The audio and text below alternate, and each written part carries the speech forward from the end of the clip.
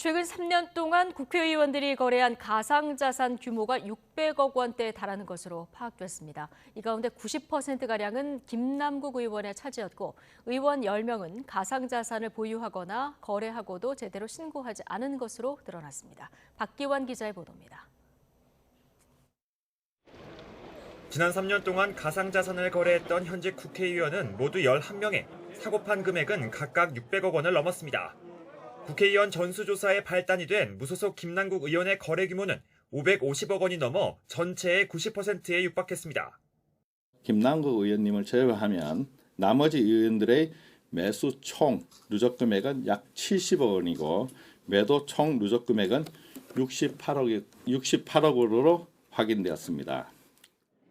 21대 국회 들어 가상자산을 보유한 의원 수와 금액 모두 크게 늘었습니다.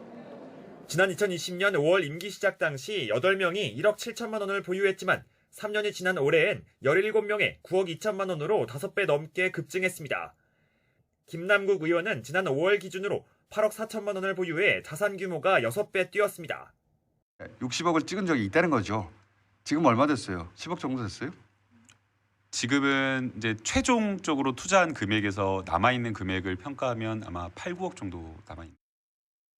또 지난 6월 국회의원 전원이 가상자산 보유 내역을 국회에 자진 신고했는데 권익위가 직접 조사한 것과 달랐습니다. 의원 10명이 보유 사실을 신고하지 않거나 변동 내역을 제대로 알리지 않은 사실이 드러난 겁니다. 대부분 가상자산 계좌를 개설하고 받은 소액이라 인지하지 못했거나 결제에 사용되는 페이코인을 가상자산으로 생각하지 못했다고 해명했습니다.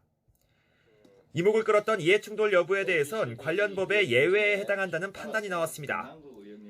실제 국회의원 3명이 가상자산을 보유하면서 기획재정위 등 유관 상임위에서 관련 법안을 심사했지만 관련성 여부를 추가로 확인할 수 없었다는 한계도 있었습니다.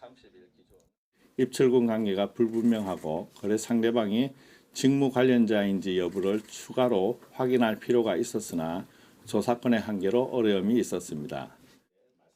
권익위는 내년 4월 총선 이후 22대 국회가 출범하기 전에 가상자산 등록 규칙을 정하고 비상장 가상자산의 신고 누락 방지 대책을 마련해야 한다는 의견을 국회에 전달했습니다. YTN 박기환입니다.